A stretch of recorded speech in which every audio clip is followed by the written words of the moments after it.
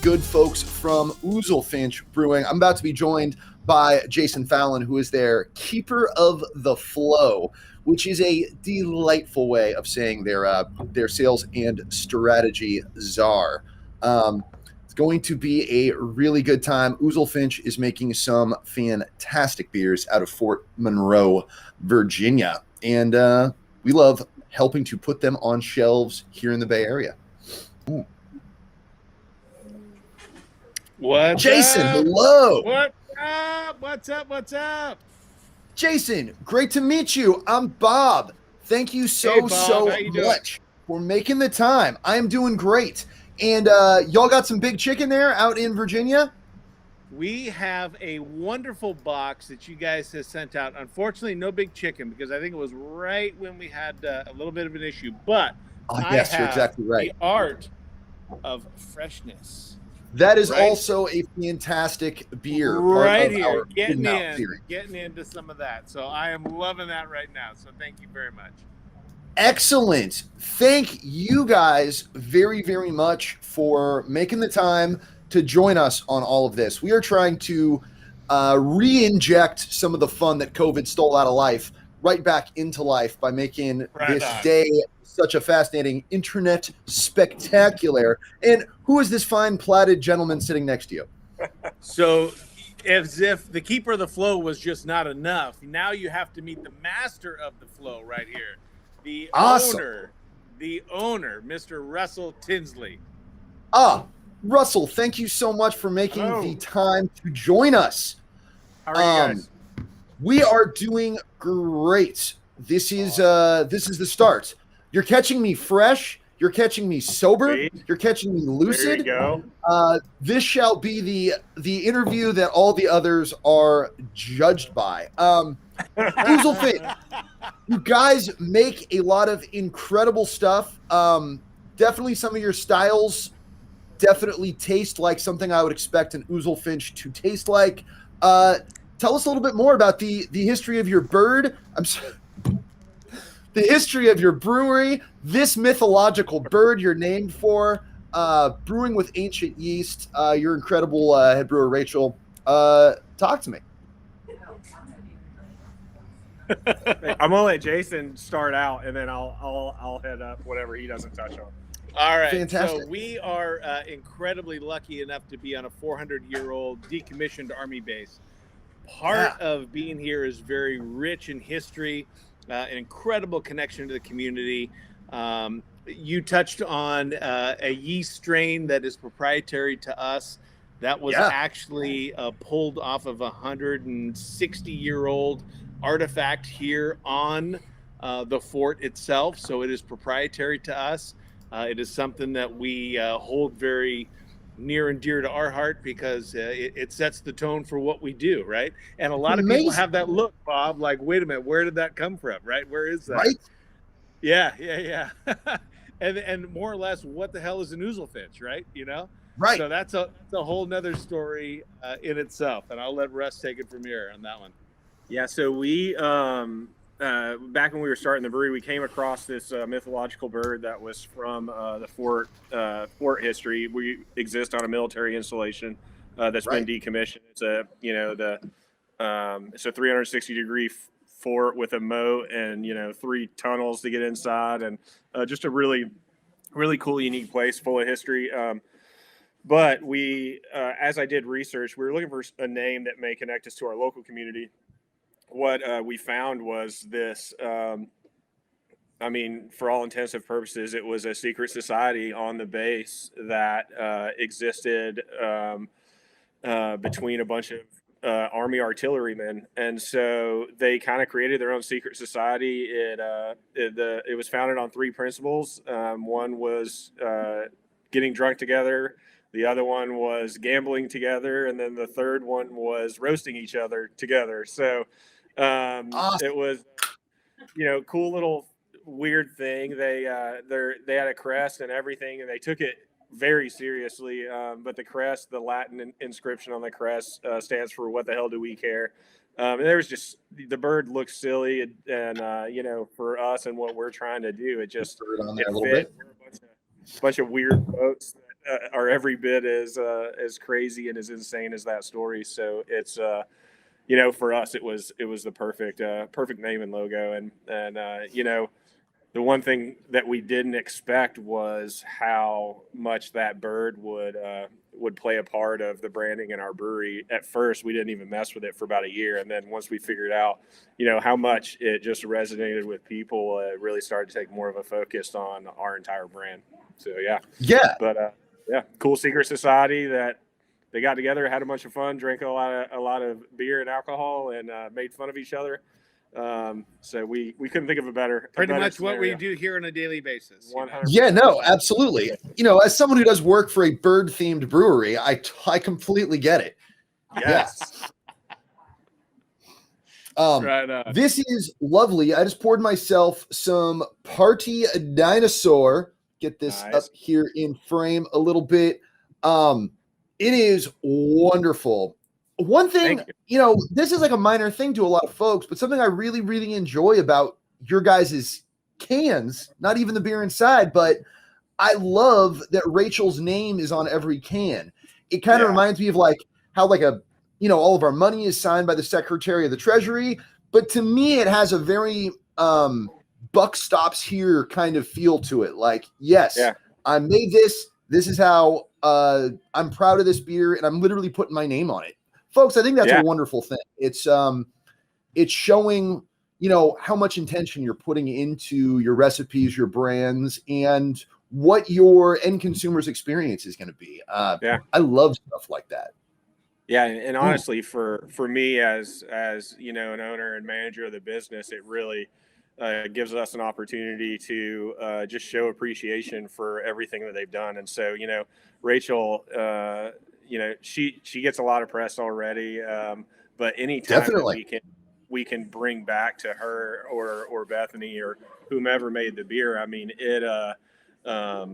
they deserve it far more than me sitting here talking about something that they mastered and made for themselves. So anytime we can give them that a little bit of appreciation, I think is very important. So but she absolutely kills it. So she has no problem putting her names on those beers. No, she absolutely shouldn't. And she is remarkably young for a head brewer. And just not only making, slamming beer, like this beer is fantastic. It has a ton of ingredients, a ton of things going on. And what I'm tasting are all of these different elements, this symphony of flavor held in astonishingly good balance. I am one of those irrelevant old gray bearded sons of guns that reads a list of ingredients like this and says, well, they put it in the can, it's probably good. But yeah, then you check out the beer and you're like, oh my gosh, they really pulled it off. Like it's got all this stuff going on and nothing is overpowering. It's just super fun and delightful. I mean, thank you. Like these flavors are like making me giggle. Like it's so good. I'm like, oh, it's like I'm being told like a little witty remark with every sip. That's awesome. Yeah. I mean, honestly, that's kind of the goal for us. Part of our whole mantra and our mission statement with the brewery is to challenge your palate, in a way that it hasn't been challenged before. And, we were having a discussion with somebody else earlier today about, it's easy to throw raspberry and vanilla and lactose at a beer and make it taste good. For us, it's about creating unique experiences and unique flavors. So that way, when the consumer has that experience, it's something that they don't forget. It's a flavor profile that they've never had before. And, finding, I think we get a lot of unique flavors out of all of our beers, but there's always one like once every month or two where it just literally knocks your socks off and you taste it. You're like, this is exactly why we're here and why we're doing what we're doing. Yeah. You can really, really taste it in there. Does that incredible ancient proprietary yeast that you guys have, does that pop up in everything? Is it just part of like a barrel age program? I'm drinking a lovely Berliner Weiss right now, which by definition has not spent time in barrels. how often do you guys get that that fascinating ancient yeast in there? We do a couple beers a year in steel with it, but we have barrels that it is Yeah. living and doing its thing in the barrels, and so we utilize it quite often in the barrel program. Amazing. But Amazing. yeah, we shared it for the first time. We've had it for 2 or 3 years. Rachel harvested it off of the artifact a couple years ago, and we've been using it. And we have it banked with a yeast bank, and they get us a prop anytime we need it. But we actually shared it with some of our friends at Almanac down there. Actually, it was when we came down for the awesome collaboration, I think, when we first started working with you guys, and so we used that pitch as the primary fermenter in their I forget what they call it, Foeder Friends or something like that. Yeah. Collab, and so that was used as the primary fermenter there. So it's the first time we've ever shared it, but it's cool to know that anytime you drink anything from that vessel, it will more than likely impart some type of flavor from a Civil War era yeast strain that and the yeast is you're not going to find anywhere else.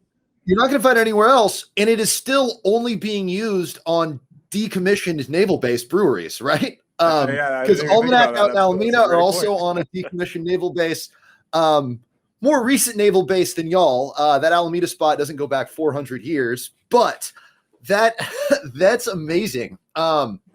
It's so fascinating. What I read was that Rachel plated. She took samples from, I think, 26 different spots of this ancient wooden chest, and one of them got like a viable yeast that they could bring back to life and then create beer for you guys.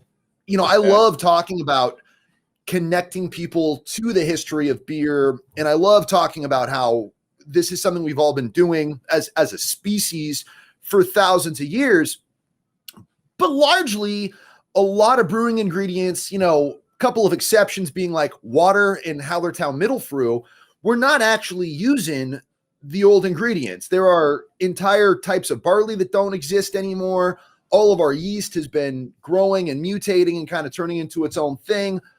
But you all got the real deal. You're delivering that 400 years ago right to people's tongues. And I think that is so exciting and so interesting. You make this really fun beer that everybody can get into. Like, you can pour this for like your non-beer friends, and they're going to be like, oh, I love this.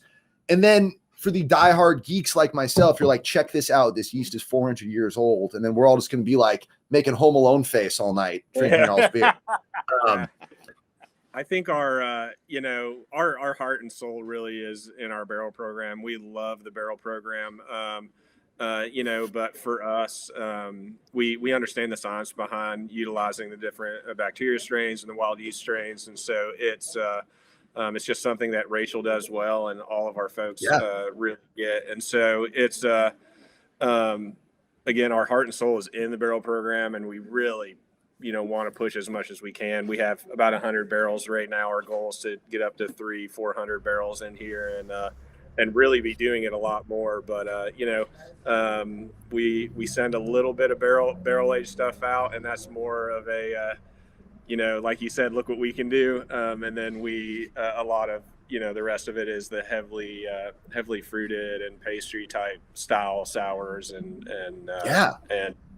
even stouts and now I think we had one of our cellarmen made a pastry hazy the other day. So it's awesome. An interesting take on a hazy. It kind of reminds me of like a weed cookie, but okay. I mean, this is Northern California. I know that flavor profile real well. Yeah, exactly. If it's West Coast, Denver, whatever, we can bring it back. It doesn't matter, Right? Yeah, it is. I totally was in California the last time I ate one too. So, but man, we're having fun over here, and it's been a good ride, honestly, and we've got great folks working for us, some of the best people in the business, and to be able to line up the team that we've been able to line up is pretty killer for us. Oh, that's wonderful. So I know because Henhouse is a distributor as well as being a brewery, we're helping Right. y'all move some beer out here on the West Coast. But for folks who are tuning in closer to Virginia than I'm currently sitting, what's your distribution footprint like near to you? Where can people find your stuff? So we're currently distributed in 18 states. Up and down the eastern seaboard is really the largest part of our footprint. And then, we'll go out west. Obviously, you guys have had a big hold on the Bay Area, which is near and dear to my heart. My conversations with Sarah and Sarah, I'm a Bay Area kid, born and raised. So it's really nice to be able to be back here and have some beer on the West Coast and to see the people's reaction. So I really am so thankful for you guys' support out there. But up and down the seaboard, from Florida up to Maine, multiple states in between, and then out to California, Oregon, do a little bit out in Colorado, and just working our way. So, yeah.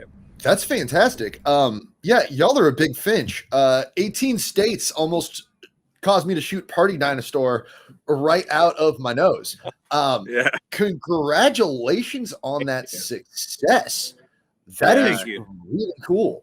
It's been fun. Sorry to cut you off. It's been fun, but for us, it's more. We spread ourselves pretty thin. 18 states is awesome to be in, but more important to us is really showing support for local homegrown mom and pop shops, and that's kind of our focus. We don't do a lot of national accounts. We do a little bit here in our home market just because it's our home market, and it's we do it a little different here than everywhere else. But for the most part, we stick to small mom and pop shops, and that allows us to spread ourselves thin and spread ourselves out. Not oversaturate a market, and really just keep the brand exclusive and keep the beer at the forefront of everybody's mind, as it comes in and sells out. So that's perfect. Because everyone knows beer can die on shelves no matter how hard you try. Sometimes it gets passed over, and that's not fun. You keep it tight, people stay excited, they got to get their hands on it, they get it, they take it home, and then they're excited just that they got some, and they get to, share that excitement with whoever they're sharing the beer with, or hoarding it all for themselves and saying, "Oh, they were all sold out. Sorry." Then you sneak into your room with a 4-pack and hide it under your bed. But I love you guys got a lovely keep cold, drink fresh command on the side of your can. That's really important. That's something that that's really important to us as well. I kind of can't believe how well all of these different elements, like sip after sip, I'm just like, it's like, it's still working. It's kind of easy to create something that maybe easy to stretch, but you can create a really sweet, like over the top cheesecake beer. And you're like, it does taste like raspberry cheesecake. I could drink this, I'm in for 15 ounces, because who sits down and just devours like half a cheesecake? It's a lot, but this is like staying drinkable sip after sip after sip. And that's the real artistry, in my opinion, is getting all of these different flavors to dance so well with each other without turning into something that's just overwhelming. And I don't mind being overwhelmed. Like, there's tons of beers I like 10 ounces at a time. And like, I want my tongue to get like put in a chokehold, but this is not that. This is just really flavorful and really pleasant, sip after sip. I still want more. Yeah. I think Rachel really prides herself on balance. So if you see some of the crazy beers come out of here, most of the crazy stuff is more my directing those beers, and most of the stuff that's crazy and balanced and are the ones that you go back to over and over is more Rachel's thought in the game. And so she's all about balancing flavors, if it's fruit, spice, sour, everything in harmony together. That's more her thing. For me, it's like, I'll cram as much stuff into the tank as I can get, and just hope that I come up with a unique flavor that you've never had before. And so, Sure. but yeah, it's both have worked out really well for us. And we're always we don't make a recipe and just say, hey, I think all these things will work together. We're always constantly going back to resources that we have to make sure that everything pairs together. The flavor Bible is one of our favorite things. When we're making a recipe, we'll look at the flavor Bible and make sure that, these different fruits and adjuncts that we're using really do pair well with what our main base or 2 or 3 base fruits are. And so if they don't play well together as far as your palate goes, when it comes to recipe formation, if we can't or don't have something concrete or scientifically saying that these things play well together, they don't go together in the beer. And so when you find stuff from us that are kind of more what you're explaining, it's a well thought out process. It's just not a throw it together and hope that it works. We did have I don't know if you guys out there, I was surprised to see how many folks didn't know about the Hungry Caterpillar, but we did my sons love that book, and so I always wanted to see if we could make it into a beer, and that was kind of a less of a scientific, well thought out process, and more of a let's take everything that the caterpillar ate and throw it into the beer and keep the proportions the same as what the caterpillar ate them, and it was one of those beers that. When we tried it for the first time, we were like, we can't believe that this worked, but it really was just an insanely dynamic flavor that you don't normally get in sours. But we use fruits that you wouldn't find in a lot of sours. Plum, orange, apple, strawberry, and pear. Right? Yeah, pear. So, I mean, a lot of fruits you normally wouldn't find in a sour, but the most surprising thing to me is how good orange and apple work in sours. And so we've really honestly started to utilize a lot more orange and a lot more apple in some of the sours, because it really does it sends a dynamic twist on the flavors that that you're not used to. And maybe Different one element, day you will be, and more people will start using stuff like that. But it's just a really cool twist on the ingredients to make it a little more unique. Yeah, and it's such a great way to work in something that so many people are familiar with. Now, I haven't myself read Hungry Caterpillar. You're missing out. It's been a couple of decades, but I was a fan of that book at one point in my life. You don't see a lot of palm fruit, apples and pears getting worked into beer. I know some folks I've talked to said that they're worried about like possible acetaldehyde perception. And then also you're like, well, I don't want it to get too cidery and have people think this is like a cider thing. But at least with this particular Party Dinosaur that I'm drinking right now, which has some apple in it, y'all have struck a really lovely balance where I get a hint of it in there, but I don't think I'm drinking a cider, or I don't think it's that green apple off flavor that Ray Daniels will slap your knuckles if you say that's appropriate in a beer. It's just balance. Lovely. Yeah. All about balance. If I'm a wreck in that next interview, it's because Party Dinosaur was so good. The dinosaur came to get you, right? Yeah. Mm-hmm. Yeah. The dinosaur turned me to oil. Yeah. We had a beer that we made for another online fest. I think the fest is coming up in the next couple of weeks, but Hop Culture's doing they're calling it a Saturday morning fest. So I love Nesquik, strawberry Nesquik. Growing up, that was the thing. And so I was like, let's throw 300 something pounds of it into a beer and see what happens. That beer, I really love it, but it's, you could say that it fermented out quite a bit more than we expected it to. Okay.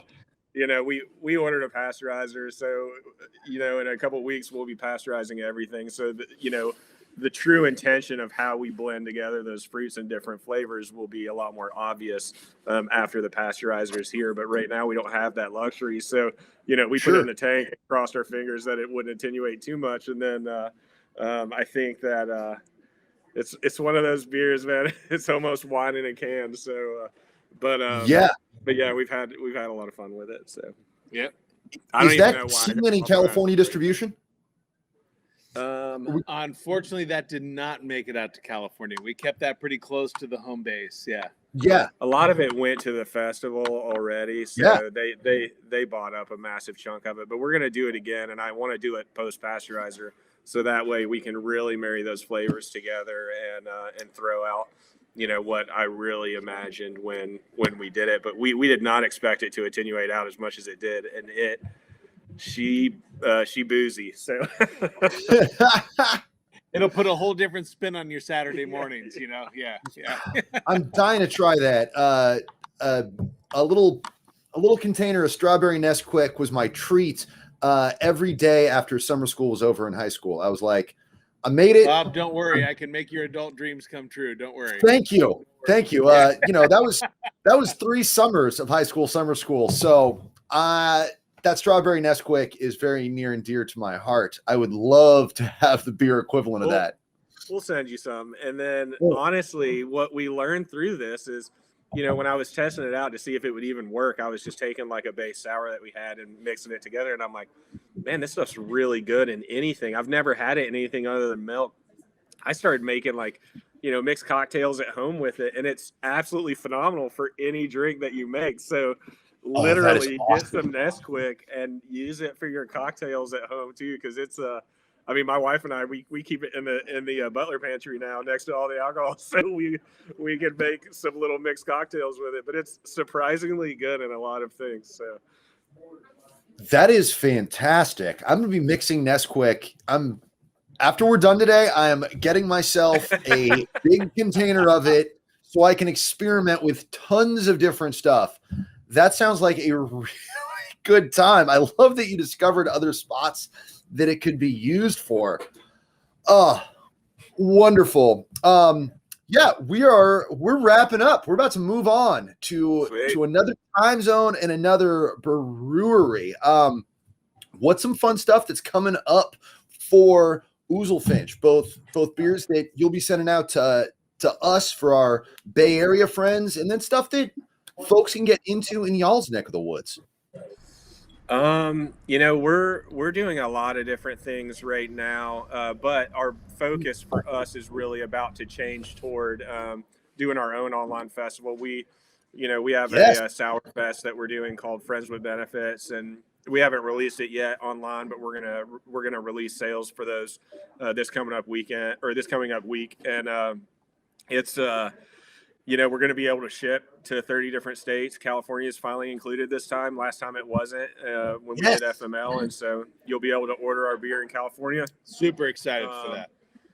Friends with Benefits, it's a charity event where instead of like pitting sour breweries against each other to see who's best and who's not, we have a bunch of stupid superlatives that folks can vote on, most likely to make you call your ex or something like that, or some of the things that we've come up with. But it's all themed around Friends with Benefits and that kind of theme. And so we've got 3 boxes. You've got one box that's called More Than Friend, or no, you've got what's the first box called? Do you remember? There's Friends with Benefits. Well, the Friends with Benefit, the 3. But I don't remember the first one. Dang it, I can't think of it. Sure. But there's one that's like More Than Friends. Keeping It Casual is the first box.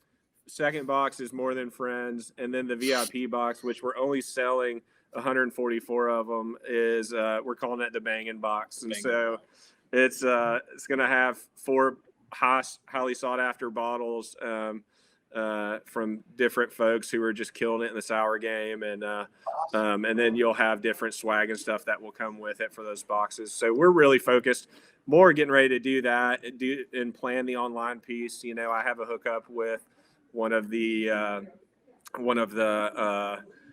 judges from Forged in Fire, which has recently blew up to be a big show. So he's gonna, have Rachel and I come down and do some knives with him and shoot beers at knives and do some fun stuff like that. So it'll be really cool as one of our hour-long segments. But then to come along with it, Rachel planned out a beer to send in the box that's going to be our beer, and it's to keep with the theme. There's some ingredients going in there that are you would call libido enhancing ingredients. And Okay. fruits. Enhancers. Okay. Yeah, prepare Enhancers. yourselves. Yeah, it's gonna be a fun sour. Definitely pucker up there, no doubt. Yep. Yeah. Oh, But that's what we're working on right now, and we'll have the tickets go on sale, and then we'll start planning the rest of the virtual fest piece after that, and make sure we get everything knocked out, and just see if we can blow this one out of the water and have some fun, and then we'll probably turn around and do it again for FML again in late summer. So. yeah, that sounds fantastic. Do you all have a date for the fest or a date for when tickets are going to be available for folks? So we are. The date of the fest is May 22nd. So you got plenty of time. Yeah.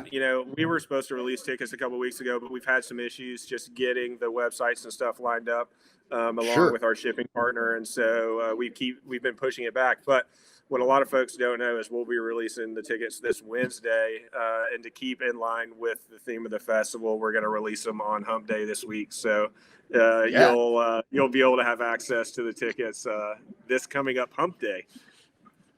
Awesome. And will those be on your website, your IG, your Facebook? Yeah, we'll post the link and everything, but it's going to be the website, and I don't think we have it live yet, but it is fwbsourfest.com.